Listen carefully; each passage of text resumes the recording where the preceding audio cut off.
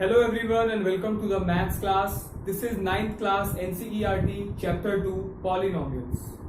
So students, today we will be understanding what are the polynomials and we will learn the basic concept. We will not go through the chapter right away. We will learn the basic concepts, basic methods so that we could learn it for the future.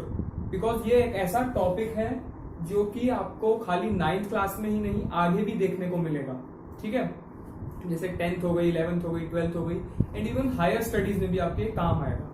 सो ये जो topic है इसका हमें basic समझना पड़ेगा, इसको बहुत अच्छे से समझना पड़ेगा. ठीक है, और ये बहुत ही इजी टॉपिक है, बहुत अच्छे से समझ में आएगा. ठीक है, तो स्टार्ट करते हैं हमारा आज की क्लास पॉलिनोमियल्स. तो सबसे पहले हम इसमें जो चीज पढ़ेंगे वो पढ़ेंगे हम अलजेब्राइक एक्सप्रेशन. ठीक है, क्या होता है अलजेब्राइक एक्सप्रेशन? ठीक है, बहुत बच्चे होंगे जिनको इसके बारे में पता भी नहीं होता. इवन हायर क्लासेस में भी 12th में आप किसी से पूछोगे तो उनको पता नहीं होता कि अलजेब्रिक एक्सप्रेशन कहते किस चीज को है. ठीक है, अब अलजेब्रिक एक्सप्रेशन से को जानने से पहले हमें दो चीजों के बारे में पता होना चाहिए. वो चीजें हैं हमारी कांस्टेंट और वेरिएबल्स.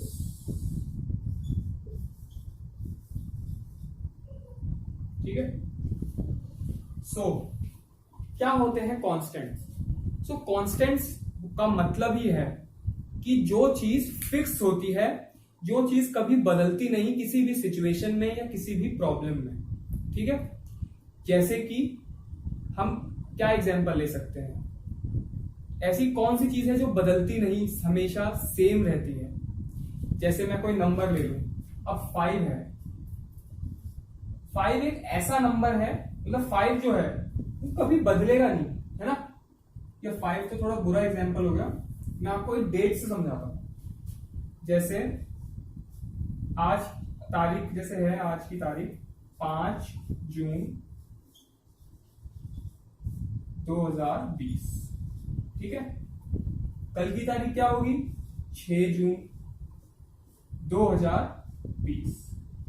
ठीक है, तो आपने देखा कि डेट बदल गई.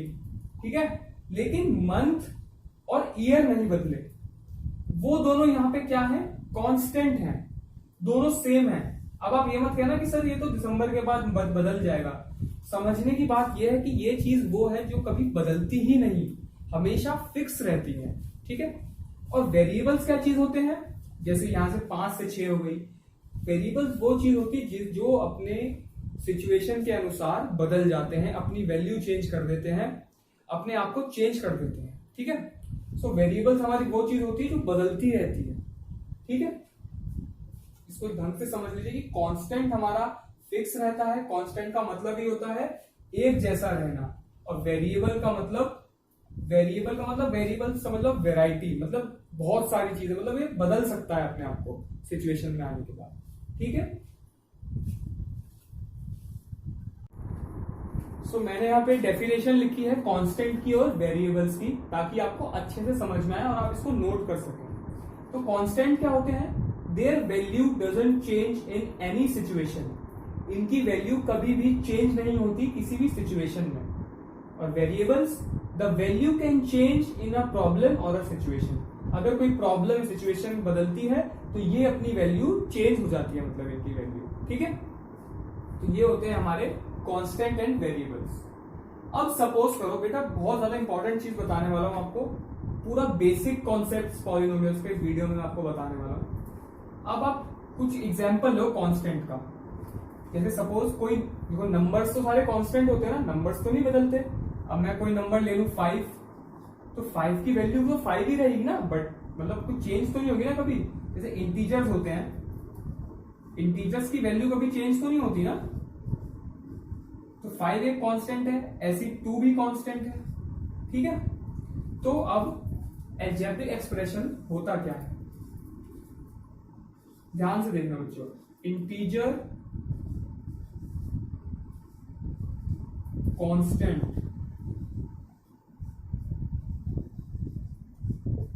ठीक है, इंटीजर कांस्टेंट, ठीक है बच्चों, इनटू वेरिएबल। अब वेरिएबल कुछ भी चीज, ठीक है, वेरिएबल क्या होता है हमारा बच्चों, मैथमेटिक्स में वेरिएबल तो चीज होती है जो बदलती रहती है। अब इसको हम मैथमेटिक्स में डिनोट किससे करते हैं, तो पूरी मैथमेटिक्स में वेरिएबल्स को डिनोट किया जाता है एक्स, वाई या फिर जेड से, ठीक है। एक्स वाई जेड से हम इवन हायर क्लासेस में भी इसको एक्स में डिनोट किया जाता है या वाई में या फिर जेड में, ठीक है। तो इंटीजर कांस्टेंट इनटू वेरिएबल की पावर कोई रैशनल नंबर, वेरिएबल की पावर कोई भी रैशनल नंबर, ठीक है।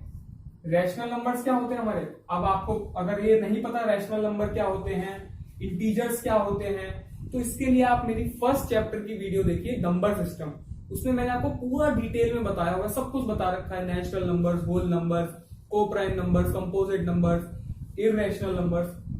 तो रैशनल नंबर हमारे कौन से होते हैं, वो नंबर जो कि P/Q की फॉर्म में होते हैं, है ना, ठीक है बच्चों, P/Q की फॉर्म में होते हैं जहां पे Q हमारा 0 नहीं होता, ठीक है। तो ये इंटीजर कांस्टेंट इनटू वेरिएबल की पावर रैशनल नंबर, तो ये हमारा क्या बनाता है, ये होता है हमारा पूरा अलजेब्राइक एक्सप्रेशन।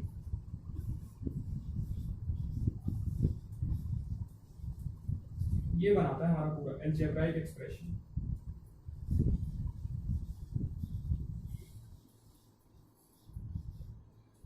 तो अभी आपको समझ नहीं आएगा, अभी मैं जब एग्जांपल दूंगा तो आपको पूरा अच्छे से समझ में आ जाएगा। आप ये डेफिनेशन इसकी नोट कर लीजिए ताकि आपको याद रहे कि क्या होते हैं कांस्टेंट और वेरिएबल्स।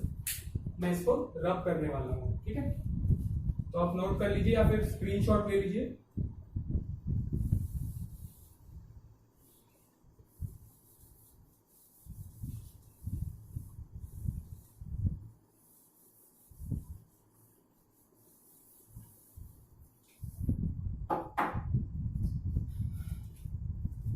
ठीक है, तो इंटीजर कांस्टेंट यानी कि नंबर इंटीजर होना चाहिए। इंटीजर्स हमारे कौन से नंबर होते हैं, वो नेगेटिव भी होते हैं और पॉजिटिव भी होते हैं, है ना, -5, -2, 1, 2, 3 कुछ भी ले लो, मैं 5 ले लेता हूं, चलो ठीक है, मैंने 5 ले लिया। 5 कांस्टेंट भी है, इंटीजर भी है, ठीक है। इनटू क्या करना है, वेरिएबल। अब मैं यहाँ पे वेरिएबल क्या नोट करता हूं, x को। 5 इंटू एक्स क्या हो जाएगा, 5x। और वेरिएबल की पावर कोई भी रैशनल नंबर हो सकता है, ठीक है, कोई भी रैशनल नंबर हो सकता है। रैशनल नंबर P/Q की फॉर्म में कुछ भी हो सकता है, जैसे मैंने ले लिया रैशनल नंबर हमारे इंटीजर्स भी हमारे रैशनल नंबर में ही आते हैं, है ना, ये मैंने आपको बताया हुआ है नंबर सिस्टम में। तो मैं x की पावर कुछ भी दे सकता हूं, सपोज मैंने हाफ ले ली, ठीक है। तो ये मेरा क्या होगा, एक अलजेब्राइक एक्सप्रेशन होगा। अब फ्यूचर में कभी भी आपके सामने कोई भी आपसे पूछे कि क्या अलजेब्राइक ऑपरेशन कैसा दिखता है, तो आप उसको बता सकते हो, ठीक है। अब ये मेरा नंबर है 5x की पावर √2। क्या ये मेरा अलजेब्राइक एक्सप्रेशन है, नहीं, क्योंकि जो ये √2 है ये एक इररेशनल नंबर है, और यहां पे मैंने लिखा है कि वेरिएबल की पावर कोई रैशनल नंबर ही हो सकता है, इररेशनल नंबर नहीं हो सकता। So this is not an algebraic expression.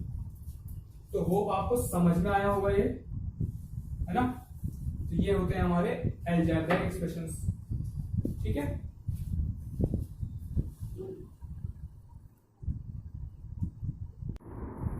So students, मेरे को ऐसा लगता है कि अभी तक आपको काफी कुछ समझ में आ रहा होगा। अगर किसी पार्ट में प्रॉब्लम होगी तो वो होगी आपकी वेरिएबल्स में, ठीक है। तो वेरिएबल्स में आपको शायद अभी भी डाउट होगा, वो मैं आपका अभी क्लियर कर देता हूं, ठीक है। तो आप एक एग्जांपल लो, ठीक है। मेरी एक फैक्ट्री है, मैं पेन मैन्युफैक्चर करता हूं, ठीक है। तो मेरी जो पेन की प्रोडक्शन कॉस्ट आ रही है, सब कुछ बना के मैन्युफैक्चरिंग कॉस्ट, बेचने की सब कुछ मेरी जो कॉस्ट आ रही है वो आ रही है 10 रुपए, ठीक है, नहीं 8 रुपए की आ रही है, चलो ठीक है।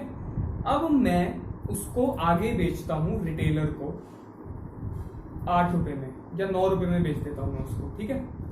तो वो आगे उस पेन को 9 की जगह, वो 9 में तो बेचेगा नहीं, उसमें भी प्रॉफिट कर रहा है अपना, तो वो 10 रुपए में बेचता है, ठीक है। अब वो क्या है, वो कितने में भी बेच सकता है, ठीक है।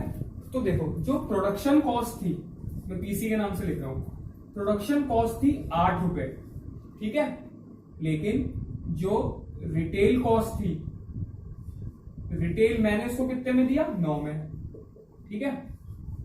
उसने कस्टमर को कितने में दिया, सेल कॉस्ट क्या हुई, वो उस पर डिपेंड करता है, वो उसे 10 की भी बेच सकता है, 12 की भी बेच सकता है, जितनी उस पर एमआरपी होगी। मान लो उस पर 15 की एमआरपी है तो उसको 10 की बेच सकता है, 11 की बेच सकता है, 13 की बेच सकता है, 14 की बेच सकता है, 15 की बेच देगा। तो यहां पे जो प्रोडक्शन कॉस्ट है, आप वो देखो, वो क्या है, हमारी फिक्स है। फिक्स है इसका मतलब ये है हमारा कांस्टेंट, ये हमारी कभी भी नहीं बदलेगी।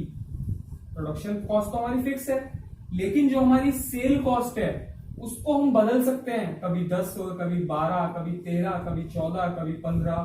तो ये चीज हमारी क्या हो गई, वेरिएबल्स, जो कि कभी फिक्स नहीं रहता, किसी भी सिचुएशन में, किसी प्रॉब्लम में अगर आए तो अपने आप को बदल लेता। ठीक है, समझ में आया आपको। अब इसके आगे हम फर्दर पढ़ेंगे अलजेब्रिक एक्सप्रेशन के बारे में।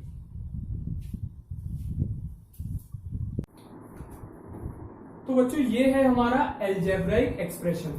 कोई भी इक्वेशन अगर इस फॉर्मेट में है, इंटीजर कांस्टेंट इनटू वेरिएबल की पावर रैशनल नंबर, ये होती है हमारा अलजेब्रिक एक्सप्रेशन। ठीक है, अब हम इसमें आगे सीखेंगे जो हमें सीखना है। ठीक है, अब अगर मैंने देखो यहाँ पे अलजेब्रिक एक्सप्रेशन को ए से डिनोट किया, ठीक है, अगर मैं किसी अलजेब्रिक एक्सप्रेशन को अलजेब्रिक एक्सप्रेशन में ही ऐड कर दूं तो जो रिजल्ट होगा वो भी क्या होगा, मेरा अलजेब्रिक एक्सप्रेशन ही मिलेगा मुझे। कैसे, मैंने एक अलजेब्रिक एक्सप्रेशन दिया 5x², ठीक है, ये एक अलजेब्रिक एक्सप्रेशन है। देखो ये इंटीजर कांस्टेंट, ये x मेरा वेरिएबल है और 2 मेरा रैशनल नंबर है। ठीक है, अब इसको मैं किसी दूसरे रैशनल नंबर में ऐड करता हूं, सपोज 3x², ठीक है, तो ये मेरा क्या आएगा 8x²। अब आप देखो 8x² क्या है, अगेन अलजेब्रिक एक्सप्रेशन। ठीक है, अगर मैं सब्ट्रैक्शन में केस देखूं तो 5x² माइनस 3x², तो ये क्या आएगा मेरा 2x²। ठीक है, समझ में आया बच्चों आपको। अब मैं इसकी मल्टीप्लाई कर दूं अगर, तो ये क्या आएगा मेरा 5x² इंटू 3x², क्या आ जाएगा मेरा 15x की पावर 4, क्योंकि मल्टीप्लाई में तो पावर्स ऐड हो जाएंगी ना। हमने सीखा है एक्सपोनेंट्स में, लॉज ऑफ एक्सपोनेंट्स में, x इंटू एक्स जब होगा तो x की जो पावर है वो ऐड हो जाएगी। ठीक है, next 5x² divided by 3x², इसका क्या करेंगे अब हम, तो ये भी जब हमें मिलेगा क्या बनेगा मेरा 5/3। ठीक है, वैसे तो ये पूरा ही कैंसिल हो जाएगा x², तो इसमें इसकी पावर चेंज कर लेते हैं वरना पूरा कैंसिल हो जाएगा, पता नहीं लग पाएगा ना। तो ये मेरा बचेगा 5/3x²। ठीक है, सो ऑल्दो ये देखो, ये जो 5/3 है ये मेरा इंटीजर नहीं है, हमें इंटीजर कांस्टेंट चाहिए होता है, लेकिन ये कांस्टेंट तो है 5। अगर कोई इंटीजर नहीं है, कांस्टेंट है, फिर भी उसको ए ही बोला जाएगा, यानी कि वो फिर भी अलजेब्रिक एक्सप्रेशन नहीं होगा। इसका मतलब अगर मैं यहां से इंटीजर को हटा दूं तो अब मेरी क्या एक्सप्रेशन बन गया, कांस्टेंट इनटू वेरिएबल्स, उसकी रैशनल नंबर, उसकी पावर, वो भी मेरा क्या होगा अलजेब्रिक एक्सप्रेशन कहलाएगा। ठीक है बच्चों, अब अगर मैं अलजेब्रिक एक्सप्रेशन में एक कांस्टेंट को भी ऐड कर दूं, है ना, तो वो भी मेरे को क्या देगा, एक अलजेब्रिक एक्सप्रेशन। कैसे, ये देखो, ये मिटा देता हूं मैं। देखो 5x² 3x² और प्लस में यहां पे कोई भी कांस्टेंट रख देता हूं, ठीक है, वो कोई भी यहां पे कांस्टेंट रख देता हूं, जैसे 6 रख दिया मैंने।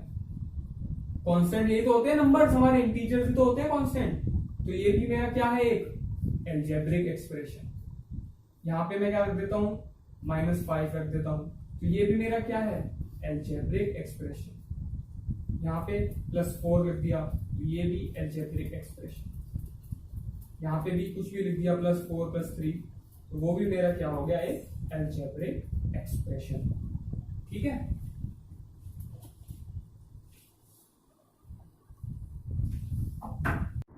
सो मैं अगर अलजेब्रिक एक्सप्रेशन में कांस्टेंट को माइनस कर देता हूं, तब भी वो अलजेब्रिक एक्सप्रेशन ही रहेगा, ये वाला मेरा जो है ना। अगर किसी अलजेब्रिक एक्सप्रेशन में c की मल्टीप्लाई कर देता हूं, जैसे यहाँ पे मैंने ये अब गलत हो गया था थोड़ा सा, c की यहाँ पे मल्टीप्लाई अगर मैं कर देता हूं, ठीक है, कोई भी अलजेब्रिक एक्सप्रेशन है, 5x² ले लो, जैसे इसको मैं मिटा देता हूं, जैसे 5x² ही मेरा कोई अलजेब्रिक एक्सप्रेशन है, ये क्या है मेरा 5x², इसमें मैं अगर किसी की कांस्टेंट की मल्टीप्लाई कर देता हूं, तब भी मेरा a ही आएगा, ठीक है। और अगर 5x² से मैं को 3 से डिवाइड कर दूं, तब भी वो मेरा a ही होगा, यानी कि वो भी मेरा अलजेब्रिक एक्सप्रेशन ही कहलाएगा। a डिवाइडेड बाय c, ये मेरा क्या होगा, a ही होगा, ठीक है। अब बच्चों ये चीजें जो है आपकी एनसीईआरटी की बुक में नहीं दे रखी, लेकिन ये सब चीजें जो मैंने आपको बताई हैं, ये मैंने आपको अपनी तरफ से नहीं बताई, ये मैथ्स के लॉज हैं, मैथ्स के रूल्स हैं। तो इसका मतलब ये नहीं कि अगर आपकी बुक में नहीं है ये चीजें, तो ये चीजें पढ़ने वाली नहीं है। ये चीजें आपको कॉन्सेप्ट बिल्डिंग में बहुत हेल्प करेगी, और ये आपको हर कोई नहीं बताएगा। सो आप इसको वीडियो को बार बार देखिए, ध्यान से देखिए, और अगर आपको नंबर सिस्टम में अगर कंफ्यूजन है, तो आप उसकी वीडियो देखिए, इंट्रोडक्शन वाली। बेसिकली जो इंट्रोडक्शन वाली वीडियोस होती है ना, ये सबसे ज्यादा इंपॉर्टेंट होती है, क्योंकि ये कॉन्सेप्ट बिल्डिंग वीडियोस होती है। तो आप इनको लगातार देखते रहिए और अच्छे से देखिए, कोई जल्दबाजी मत करिए, इसको आराम आराम से जितना टाइम लेना है आप उसको देखते रहिए, और आपके कॉन्सेप्ट जो है स्ट्रॉन्ग हो जाएंगे, ठीक है। So that's all for this video. इसमें इंट्रोडक्शन था थोड़ा आगे, और थोड़ा सा जो भी है वो इंट्रोडक्शन, और उसमें हम एक्सरसाइज 2.1 करेंगे हमारे, ठीक है। So all the best, keep studying, thank you.